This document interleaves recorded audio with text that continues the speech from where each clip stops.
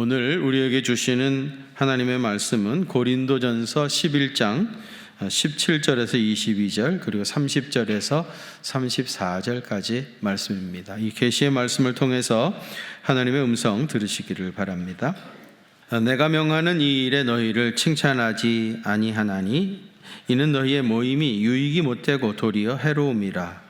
먼저 너희가 교회에 모일 때에 너희 중에 분쟁이 있다 함을 듣고 어느 정도 믿거니와 너희 중에 파당이 있어야 너희 중에 옳다 인정함을 받은 자들이 나타나게 되리라. 그런즉 너희가 함께 모여서 주의 만찬을 먹을 수 없으니 이는 먹을 때에 각각 자기의 만찬을 먼저 갖다 먹음으로 어떤 사람은 시장하고 어떤 사람은 취함이라. 너희가 먹고 마실 집이 없느냐? 너희가 하나님의 교회를 업신여기고 빈궁한 자들을 부끄럽게 하느냐? 내가 너희에게 무슨 말을 하랴? 너희를 칭찬하랴?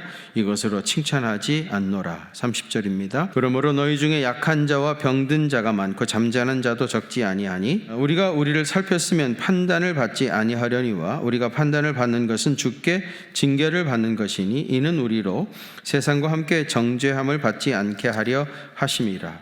그런즉 내 형제들아 먹으러 모일 때에 서로 기다리라. 만일 누구든지 시장하거든 집에서 먹을지니 이는 너희의 모임이 판단받는 모임이 되지 않게 하려 함이라. 그 밖의 일들은 내가 언제든지 갈 때에 바로 잡으리라. 아멘. 서양 사람들은 우리에 비해서 얼굴이 좀 작죠. 그 대신 코가 큽니다. 그래서 균형이 잘 안 맞아요. 얼굴의 반이 코인 사람이 많습니다. 거기서도 이제 플라스틱 서저리라고 해가지고 성형수술이 유행을 많이 하는데 이 사람들은 코를 깎고 낮추는 수술을 많이 합니다. 우리는 키우는 수술을 많이 하죠. 그만큼 이제 코가 많고 그래서 이제 서양 사람들 이렇게 카운트할 때에 코를 가지고 셉니다. 예를 들어 세 사람 있다 그러면 3 persons 그렇게 얘기도 하지만은 그냥 많은 사람들이 3 noses 코가 3개다.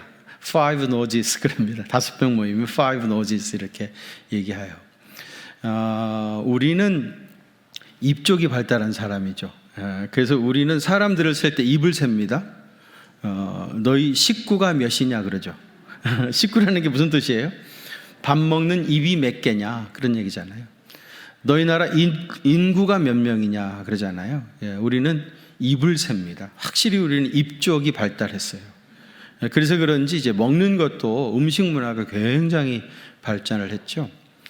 참 우리는 너무너무 다양한 음식들을 정식으로 되게 제대로 잘 먹고 사는데 사실 서양 사람들의 음식 문화라는 게 별게 없어요. 그죠? 고기 구워 먹고 아니면은 뭐 생선 구워 먹고 야채 그냥 뜯어 먹고 그 정도지 우리처럼 이렇게 음식 문화가 발전을 하지 않았습니다. 우리는 입쪽이 발달해 가지고 그런데 음식도 발달하고요. 작년에는 그렇게 트로트가 대세이던데 요즘 한풀 꺾인 것 같아요. 그죠? 그러나 먹방은 여전히 대세입니다. 아마 먹방은 아마 예수님 오실 때까지 인기가 있지 않겠나 이런 생각하는데 먹는 거라고 하는 게 너무 중요하죠. 우리는 오랜만에 만나면은 식사 한번 합시다. 그게 인사죠. 세상 사람들은 술 한잔 합시다. 그게 인사이고요.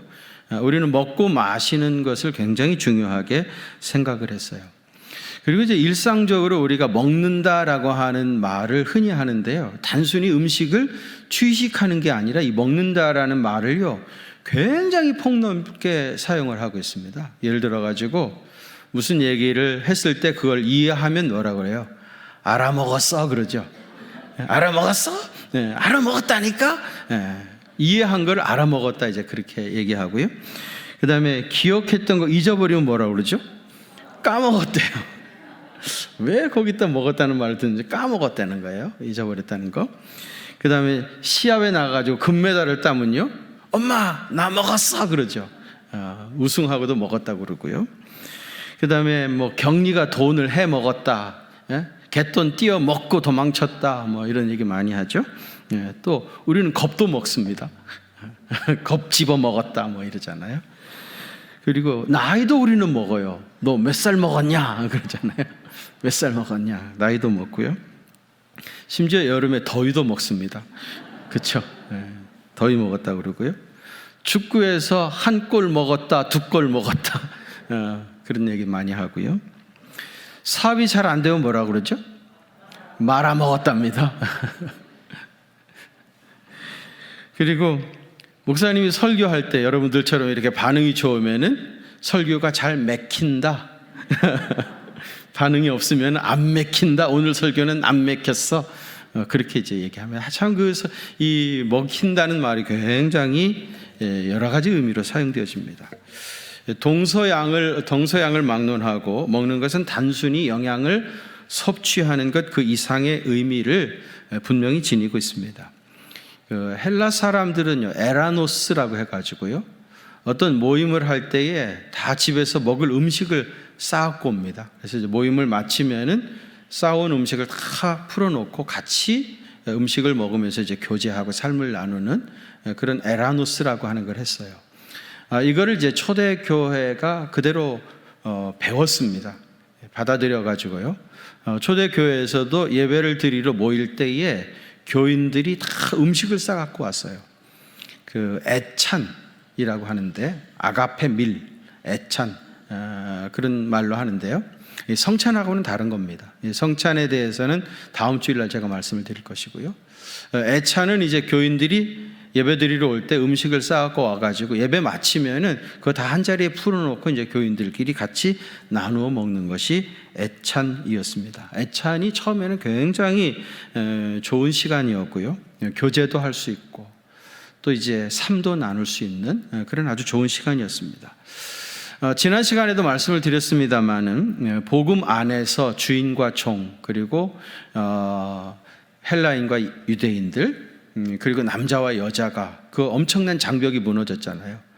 그래서 이제 이런 정말 그렇게 이질적인 집단들이 한 자리에 모여서 밥을 먹을 수 있는 곳은 오직 교회뿐이었습니다. 교회 밖에는 엄청난 그런 그 차별이 있었기 때문에 어떻게 주인하고 종이 한 자리에서 식사를 했겠습니까? 이제 복음 안에서 하나님께서 이 모든 장벽들을 무너뜨리셨기 때문에 주인과 종이, 남자와 여자가, 또 유대인과 헬라 사람들이 한 식탁에서 음식을 먹으며 교제할 수 있는 것은 오직 교회뿐이었던 겁니다. 당시에도 그렇고 지금도 마찬가지입니다만은 교회에는 부자도 있고 또 가난한 사람도 있습니다. 경기 부자 교회 그래가지고 재산이 몇십억 이상 되는 사람만 이 교회 교인일 수 있다. 그런 교회는 있을 수가 없고요. 또 경기 빈민 교회 그래가지고 가난한 사람들끼리만 모여가지고 교회를 하는 것도 있을 수가 없습니다. 건강한 교회는, 지구상의 모든 교회는 부자도 있고 가난한 사람도 있죠.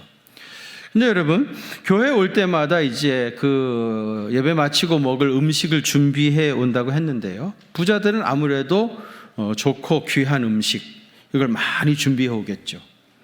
그런데 이제 가난한 분들은 돈이 없으니까 좋은 음식을 제대로 준비할 수도 없고 또 많이 준비할 수도 없고 하찮은 음식들을 이제 가지고 올 수밖에 없고요. 노예 같은 사람들은 아예 그것도 가져오지 못하죠. 빈손으로 와가지고 이제 얻어먹기만 하는 그런 사람들도 있었을 겁니다. 윌리엄 바클레이라고 하는 분의 주석에 의하면은요, 당시에 노예들은 이 애찬식 하는 시간을 일주일 내내 손꼽아 기다렸다 그래요. 그러지 않았겠습니까? 여러분, 노예들이 변변한 음식을 먹을 수 있었겠어요? 일주일 내내 제대로 먹지도 못하고 배불리 먹지도 못하고 그러다가 이제 교회만 오면은 예배 마치고 부자들이 가져왔던 그 좋은 음식, 귀한 음식 이런 것들을 마음껏 배불리 먹을 수 있으니까 노예들이 얼마나 그 시간을 기다렸겠습니까? 정말 일주일 내내 간절히 기다리고 고대했던 시간이 애찬식이었던 거예요. 그래서 자연스럽게 부자들이 많은 음식을 가져오고 가난한 사람들과 함께 먹음으로써 이 애찬식을 통해서 부의 재분배, 이것이 이제 자연스럽게 이루어졌던 겁니다.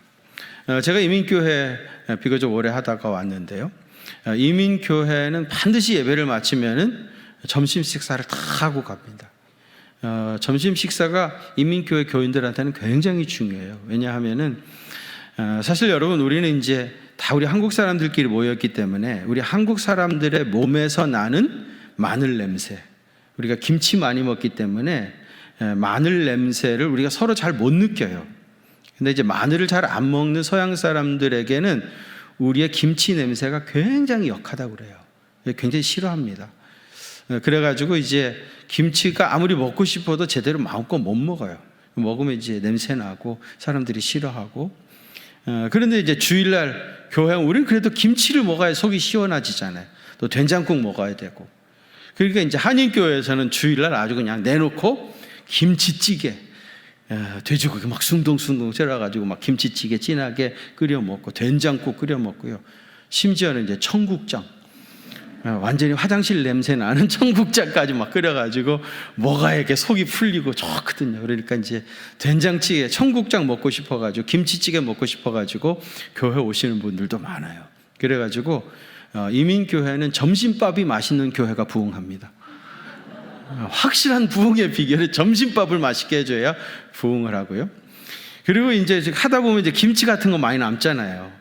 그러면 이거를 이제 권사님들이 유학생들한테 한 보따리씩 싸줘요. 그러면 유학생들이 얼마나 좋아하는 줄 몰라요. 예배 드리러 오는 건지 김치 받으러 오는지 알 수 없을 정도로 그렇게 이제 좋아해요. 애찬식을 이제 이어간다고 할 수 있겠죠. 고린도 교회에서도 이 아가페 밀을 했는데요. 문제는 시간이 흐르면서 이 아가페 밀이 생각지도 못했던 문제를 야기하기 시작을 했어요. 부자들이 가만히 생각해 보니까 자기들만 손해를 보는 것 같은 생각이 드는 거예요. 왜냐하면 자기들은 비싸고 고급진 음식들을 많이 준비해 오는데 저 가난한 사람들은 우리가 먹을 수도 없는 그런 싸구려 음식들, 그것도 조금, 어떤 사람은 아예 아무것도 안 가지고 빈손으로 오는 겁니다. 어쩌다가 한두 번 그러는 게 아니라 매주일 그러잖아요. 매주일 그러니까 우리만 손해보는 짓이다, 이런 생각이 들었던 겁니다. 불만이 점점 쌓이다가 어느 순간에 부자들끼리 모여가지고 자기들끼리 가져온 음식을 풀어놓고 자기들끼리 다 먹어 치워버린 겁니다. 가난한 사람들이 와보니까 더 이상 먹을 음식도 없어진 거죠. 그래서 여러분 21절 한번 같이 봉독해보겠습니다. 21절입니다. 시작. 이는 먹을 때에 각각 자기의 만찬을 먼저 갖다 먹음으로 어떤 이는 취함이라. 먼저 다 먹어 치워버린 겁니다. 그래서 어떤 이는 시장하고, 가난한 사람들은 먹을 게 하나도 없으니까 배고프고, 어떤 이는 취함이라. 너무 많이 먹어가지고 배 터져 죽게 생긴 겁니다. 교회 안에서조차도 빈부의 격차를 느끼게 되었고요. 애찬이 빈부 격차를 조장하는 그런 꼴이 됐던 겁니다. 이 아가페 밀이라고 하는 건 원래는 참 좋은 것이었는데 이게 잘못되어지면서 가난한 성도들의 마음에 깊은 상처를 심겨주었고요. 교회 공동체가 깨지고 갈등이 일어나는 요소로 변질되어져 가기 시작했던 거예요. 그래서 여러분 22절 한번 같이 봉독하실까요? 22절입니다. 시작. 너희가 먹고 마실 집이 없느냐? 너희가 하나님의 교회를 업신여기고 부끄럽게 하느냐? 내가 너희에게 무슨 말을 하랴? 너희를 칭찬하랴? 이것으로 칭찬하지 않노라. 아멘. 너희가 먹고 마실 것이 없어가지고 교회까지 와가지고 그러느냐? 너희들은 언제든지 일주일 내내 집에서 잘 먹고 살지 않느냐? 너희가 하나님의 교회를 업신여기고 빈궁한 자를 부끄럽게 하느냐? 가난한 사람들을 부끄럽게 하느냐? 내가 너희에게 무슨 말을 하랴? 너희를 칭찬하랴? 나는 이것으로 너희를 칭찬할 수 없다. 잘못했다는 거죠. 그러면 안 된다는 거죠. 가난한 사람들을 소외시키면 안 된다는 거죠. 그러면서 여러분 보면 33절과 34절에 보면 권면을 하는데, 그런즉 내 형제들아 먹으러 모일 때에 서로 어떻게 하라? 기다려라, 기다려라. 만일 누구든지 시장하거든 집에서 먹을지니 이는 너희의 모임이 판단받는 모임이 되지 않게 하려 함이라. 누굴 기다리라는 거예요? 아까 부자들이 자기들끼리 모여가지고 다 먹어 치워버려가지고 가난한 사람들이 소외돼서 지금 갈등의 요지가 됐는데, 기다리라는 말은 뭐예요? 가난한 사람 다 올 때까지, 그 사람들이 다 자리에 차지할 때까지 기다리다가, 그리고 이제 음식을 풀어놓고 함께 나누어 먹으라, 그런 말입니다. 저는 성경에서 가장 감동적인 이야기가 뭡니까? 그렇게 묻는다면은 첫 번째로는 예수님께서 제자들의 발을 씻기셨던 세족식 이야기. 그럼 여러분들이 너무 잘 아는 이야기죠. 하나님의 아들 예수님이 제자들 발 앞에 무릎을 꿇고 그들의 더러운 냄새나는 발을 씻겨줬던 세족식 이야기의 가장 감동 있는 이야기라, 그렇게 말씀을 드릴 수 있고요. 구약 성경에서 말하라고 한다면은 저는 다윗이 요나단의 아들 무비보셋을 왕자들의 식탁에 초대해서 같이 밥을 먹었던 이야기가 가장 감동이 있다, 그렇게 생각합니다. 이 사무엘하 9장에 보면 나오는 이야기인데요, 다윗이 왕이 되어서 태평성대를 누리다가 어느 날 가만히 생각해 보니까 자기가 이렇게 지금 풍성한 복을 누리게 된 이유 중에 자기 친구 요나단에게 진 빚이 있다. 여러분, 사실 사울이 이제 다윗을 잡아 죽이려고 그렇게 혈연이 되어가지고 십몇 년을 쫓아다녔는데, 그때 사울의 손에서 다윗의 생명을 구원해 주니가 요나단 아닙니까? 요나단의 도움으로 자기가 생명을 구하고 왕이 되어가지고 이렇게 풍성한 삶을 살고 있는 거예요. 자기가 요나단한테 진 빚이 너무 많다. 빚을 갚고 싶었던 겁니다. 그래서 이제 시바라고 하는 사람을 불러가지고 혹시 요나단의 피부치들이 누구 있으면 좀 찾아보라. 내가 그에게 은혜를 베풀기 원한다. 그래서 이제 명령을 내려요. 시바가 돌아다니면서 이제 알아봤겠죠. 혹시 요나단의 자식들 중에 누가 살아있는 사람이 있는가 찾아보니까 무비보셋이라는 사람이 있는데, 이 사람이 로드발의 암미엘의 아들 마길의 집에 살고 있다는 거예요. 로드발이라고 하는 말은 뭐냐면 황무지입니다. 황무지 땅에서 무비보셋이 살고 요나단의 아들이 살고 있는 거예요. 가난하게 살고 있는 거예요. 게다가 이 무비보셋이요, 다리를 절고 있었습니다. 다리를 저는 장애인인데, 그런데 로드발에 지금 살고 있습니다.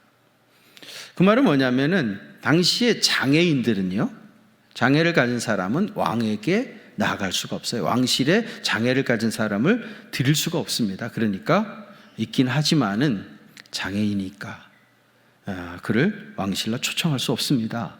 그런 얘기예요. 다윗이 이 시바라는 사람에게 그를 당장 가서 불러오라.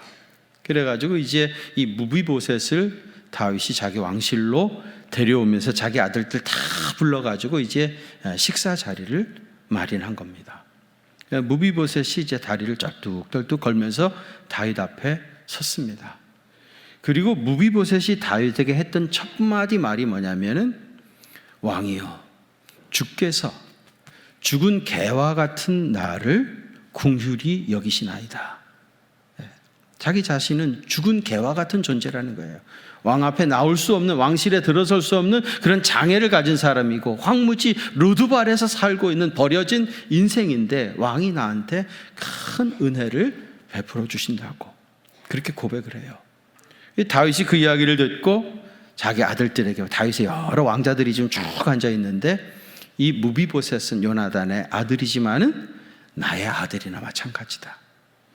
그래서 우리 왕자들이 식사를 할 때는 항상 이 무비보셋이 그 자리에서 같이 식사를 하게 될 것이다. 그리고 이제 무비보셋을 위해서 준비해 놓은 자리에 딱 무비보셋을 가서 앉으라고 그래요. 막 무비보셋 쩔뚝쩔뚝 거리면서 그 자리에 앉았겠죠. 다른 왕자들이 다 쳐다봤겠죠. 무비보셋이 그 자리에 앉은 것을 확인하고 다윗이 하나님 앞에 감사 기도를 드립니다. 그리고 왕자들을 위한 식탁이 잔치가 배설이 됐던 거예요. 다윗은 전혀 그 자리에 참여할 수 없는 무비보셋에게 이렇게 놀라운 은혜를 베풀어서 그를 뜨거운 가슴으로 품어주었던 겁니다. 저는 그 장면이 구약 성경에 나오는 가장 감동적인 장면이라고 생각해요. 연약한 자, 버려진 자, 아무 자격 없는 사람, 이 사람을 품어준 이야기입니다. 사실 여러분, 우린 문화에서도 밥상을 차려놓으면은 기다려야 되죠. 우리는 누굴 기다려야 됩니까? 어른들이 이제 먼저 수저를 드실 때까지 기다리죠. 우리는 이제 장유유서, 유교 문화권에 있기 때문에 어른들이 먼저 식사하실 때까지 기다려야 돼요. 근데 사도 바울은 오늘 우리 본문에서 기다리라, 음식을 먹을 때 기다리라고 했는데 우리하고는 이유가 다르죠. 사도 바울이 기다리라고 했던 이유는 뭐예요? 가난한 사람들이 다 자리에 착석을 했는지, 혹시 소외된 사람이 없는지, 그들이 다 와서 앉아 있는지 그거를 확인하기 위해서 기다리라는 겁니다. 우리는 장유서, 어른들을 먼저 대접하기 위해서 기다리라고 했는데 사도 바울은 가난한 사람들을 이렇게 먼저 배려했던 거예요. 다윗이 무비보셋을 배려했던 것처럼 말이죠. 가난한 사람은 더 귀하고 부자는 그렇지 않다, 그런 말은 절대로 아닙니다. 그렇다고 하면 이것도 분명히 역차별이죠. 그런데 성경에 보면은 하나님께서 가난한 사람들을 우선적으로 더 배려하고 하나님께서 편애를 하시는 것 같이 느껴질 정도로 가난한 자들에 대한 특별보호법, 이런 것들이 많이 제정이 되어 있는 것을 우리가 볼 수가 있습니다. 왜 하나님께서는 이런 사회적 약자들에게 더 이렇게 관심을 가지셨는가? 여러분, 사회적 약자들은 경제적으로 어려움을 겪다 보니까 이런저런 많은 상처를 입어요. 그래서 트라우마, 상처들이 너무 많은 겁니다. 그래서 똑같은 일을 경험하면서도 쉽게 상처를 받기 쉬운 사람들이에요. 그런 일들 많이 있어요. 똑같은 말을 했는데 누구는 아무렇지도 않은데 누구는 그 말에 시험이 들었다, 상처를 받았다, 그러는 경우들이 많이 있습니다. 왜요? 마음이 약하니까, 멘탈이 약하니까, 그동안 상처를 너무 많이 받았기 때문에, 그래서 쉽게 상처를 받기 쉽다는 거예요. 그래서 이 사회적 약자들은 특별히 배려를 하고 돌봐주지 아니하면은 안 되는 겁니다. 예수님께서 말씀하셨어요. 마태복음 18장 6절에 보면은 누구든지 나를 믿는 이 작은 자 중에 하나를 실족하게 하면, 이 작은 자, 사회적인 약자들, 가난한 사람들, 병들어 있는 사람들, 이런 사람들을 실족해 하면 차라리 연자 맷돌이 그 목에 달려서 깊은 바다에 빠뜨려지는 것이 나으니라. 한 사람 실족하게 하는 것이 이게 얼마나 큰 죄인가 하는 것을 말씀하시죠. 또 18장 7절에 보면 실족하게 하는 일이 있으므로 말미암아 세상에 화가 있도다. 실족하게 하는 일이 없을 수는 없지만 실족하게 하는 그 사람에게는 화가 있다. 실족하지 아니하도록, 다른 사람이 실족하지 아니하도록, 특별히 약자들이, 가난한 사람들이 실족하지 아니하도록 특별히 배려를 많이 해야 합니다. 여러분, 야고보서 2장 2절부터 4절인데요. 제가 한번 읽어드릴 테니까 여러분 한번 이 말씀을 한번 그림을 상상해 보십시오. 만일 너희 회당에 금가락지를 끼고 아름다운 옷을 입은 사람이 들어오고, 한 사람은 금가락지, 아름다운 옷을 입은 사람이 들어왔습니다. 또 남루한 옷을 입은 가난한 사람이 들어올 때에 두 사람이 들어온 겁니다. 너희가 아름다운 옷을 입은 자를 눈여겨보고, 쳐다보는 눈빛이 벌써 다른 겁니다. 집중해서 본 거예요. 눈여겨보고 말하되 여기 좋은 자리 앉으소서, 여기 좋은 자리에 앉으십시오. 아주 자리를 잘 마련해서 안내해 드린 겁니다. 또 가난한 자에게 말하기를 너는 거기 서 있든지 내 발등상 아래 앉으라 하면 너희끼리 서로 차별하여, 사람을 차별하는 거죠. 경제적인 수준 때문에 헐벗은 사람, 남루한 옷을 입고 왔다고 해서 사람을 차별하여 악한 생각으로 판단하는 자가 되는 것이 아니냐 그랬어요. 교회에는 차별이 있으면 안 됩니다. 그리스도의 복음 안에서 유대인과 이방인, 남자와 여자, 주인과 종의 차별이 없어지고 주 안에서 하나가 되었는데, 애찬식 때문에 교회 안에 심각한 갈등이 일어났던 겁니다. 그래서 실제로 교회사에 보면 주후 2세기 말경에 초대교회에서 이 애찬식이 사라졌어요. 자꾸 이제 문제가 되니까. 장점이 있었는데, 참 좋은 것이었는데 자꾸 이제 교회마다 문제가 되다 보니까 주후 2세기 말에 이미 아가페 밀이 사라지게 된 겁니다. 여러분, 나보다 더 약한 사람을 우선적으로 배려하는 것이 이게 기독교의 정신입니다. 그게 우리 기독교의 문화예요. 나보다 약한 사람을 우선적으로 배려하는 것. 제가 전에도 한번 말씀을 드렸는데요. 제가 이제 호주에 이민을 갈 때에 어떤 분한테 나 이제 호주 가게 되었다. 그러니까 이분이 굉장히 딱한 표정으로 저를 쳐다보더라고요. 그러면서 하는 말이 호주는 남자들이 살기에는 진짜 안 좋은 세상이라는 거예요. 진짜 안 좋은 세상. 자기가 호주 가보니까 거기는 완전히 서열이 딱 정해져 있더래. 언제나 어린이, 그 다음에 여성, 그 다음에 애완견, 그 다음이 남자라는 거예요. 이 순서가 아주 분명히 정해져가지고 남자들은 거기 살기가 좀 그렇다는 거예요. 근데 이 서열을 개들이 알아요. 개들이 다 알고 있습니다. 그래가지고 이 서열이 안 지켜지잖아요. 그러면 개들이 무시합니다. 실제로 가보니까 언제나 최우선은 장애인, 그 다음에 어린 아이들을 동반한 사람들, 그리고 여성, 애완견. 언제나 남자는 맨 꽁찌입니다. 항상 꽁찌야. 근데 여러분, 남성이 맨 꽁찌라고 하는 게 이게 억울한 일입니까? 왜 우리만 맨날 꽁찌냐? 억울한 일입니까? 왜 남성들이 다른 사람을 다 태우고 맨 마지막에 설 수 있습니까? 강하기 때문인 거죠. 그들보다 강자이기 때문에 그런 거 아닙니까? 나보다 약한 사람들을 먼저 다 안전하게 다 태우고 그들에게 먼저 배려하고 그들에게 우선순위를 드리고, 그리고 내가 제일 강하니까, 남성이 제일 강하니까 맨 마지막에 탈 수 있는 거 아닙니까? 그게 강자의 여유 아닙니까? 그게 강자의 아량 아닙니까? 이게 억울한 일입니까, 여러분? 그걸 억울한 일이라고 생각하면 쫌생입니다. 쫌생이라는 말이 맞는지 모르겠는데, 그게 억울하다. 왜 남자들만 맨날 꽁찌해야 되느냐? 억울하다고 느끼신다면 쫌생입니다. 강하기 때문에 배려할 수 있는 것이고, 강하기 때문에 다른 사람을 앞세울 수 있는 거예요. 여러분, 하나님께서 내게 힘을 주신 이유가 뭐겠어요? 하나님께서 나를 높은 자리에 앉혀주신 이유가 뭐겠습니까? 거기 앉아가지고 지배하고 폼잡고 군림하라고 그랬던 것입니까? 나보다 약한 사람들 더 먼저 배려하고 그들을 돕고 섬기라고 그렇게 한 거 아니겠습니까? 제가 신학대학원을 졸업하고 첫 임지가 영락교회라고 말씀을 드렸는데,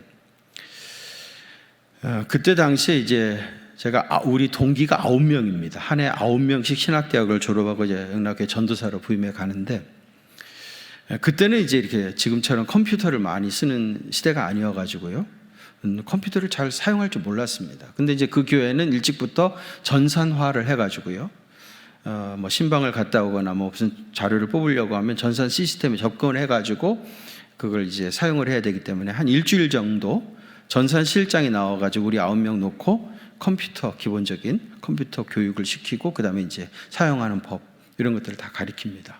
한 일주일 정도는 이제 전산 교육을 받고요, 꼭 신입사원 그 훈련 받는 것처럼 그렇게 매일 출근해서 그렇게 이제 교육을 받고, 그 다음에 일주일 동안에는 이제 그 교회 부속 시설들이 많이 있거든요. 기관들 다 찾아다니면서 그 시설장들 만나고 이 시설에서 무슨 사역을 하는지 소개를 받고, 참 많은 사역들을 잘하고 있더라고요. 참 많은 감동도 받고, 야, 좋은 교회구나 이런 생각도 했고, 내가 이런 교회에 왔구나, 너무 뿌듯하기도 하고 자랑스럽게 하기도 하고 그랬습니다.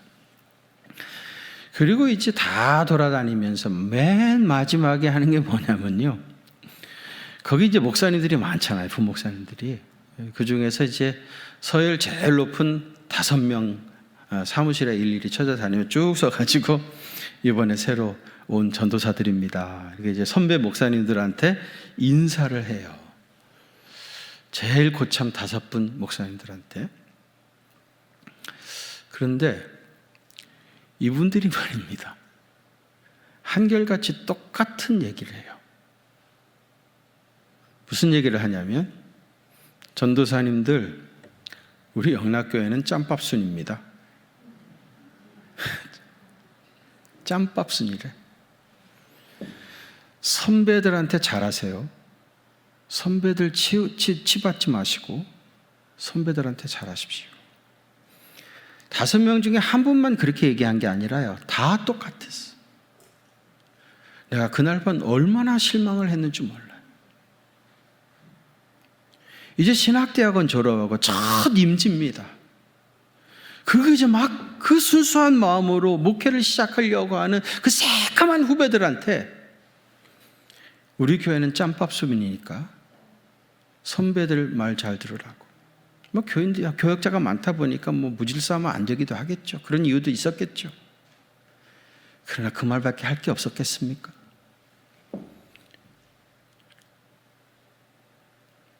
저는 그날 너무 시험이 들었어요.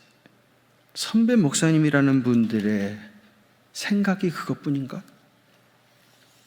여러분, 우리나라는 아직도 군사 문화의 잔재가 많이 남아 있습니다. 아직도 가장 중요한 거는 연공 서열이에요. 제일 무서운 게 연공 서열입니다. 여러분, 어찌 하다 보니까 내가 서열이 높아진 것 같으면은 후배들을 섬기는 사람이 되라고 하나님께서 그렇게 하셨구나, 이렇게 생각해야죠. 그게 우리 기독교의 문화이고 정서입니다. 어찌 하다 보니까 내 지위가 높아졌습니다. 그 말은 뭐예요? 다른 사람을 섬기는 사람이 되라고 그렇게 세워주신 거 아닙니까? 어찌 하다 보니까 경제적으로 부여진 겁니다. 그 말은 뭡니까? 가난한 사람들을 돌보고 그들을 배려하고 섬기라고 하나님께서 내 손을 축복해 주신 거 아닙니까? 어찌 하다 보니까 우리 교회가 큰 교회가 됐습니다. 그 말은 뭐예요? 작은 교회, 연약한 교회들을 돌보고 섬기라고 우리 교회를 복 주신 거 아닙니까? 몇 년 전에도 우리 교회에서 김장 프로젝트 해가지고 장수에 있는 어느 교회에 스타렉스 한 대 사줬습니다.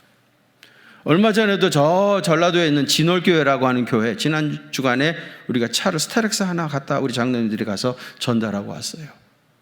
아니, 남의 교회 버스까지 우리가 책임을 져야 되나? 혹시 그런 생각이 드십니까? 여러분, 의왕시에서 우리 교회가 제일 큰 교회라고 그럽니다. 제일 큰 교회라고 자랑만 할 게 아니죠. 제일 큰 교회라고 하면 제일 큰 교회로서의 그 사명을 감당할 수 있어야죠. 이 도시에 가난한 사람들이 많이 있는데 그들을 우리가 섬겨야 하지 않겠습니까?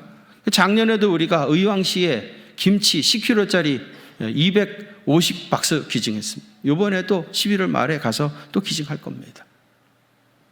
왜 우리가 가난한 사람 김치까지 담아줘야 됩니까? 억울하십니까? 만일 그걸 억울하다고 느끼신다면 쫌생입니다.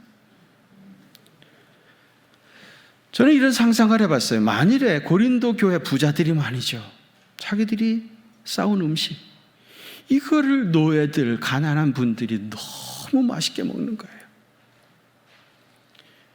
그 광경을 지켜보면서 저분들이 어디 가서 저렇게 맛있는 음식을 마음껏 먹을 수 있을까? 많이 드시라고. 우리는 집에 가면 얼마든지 먹을 수 있으니까 다 드시고 가시라고.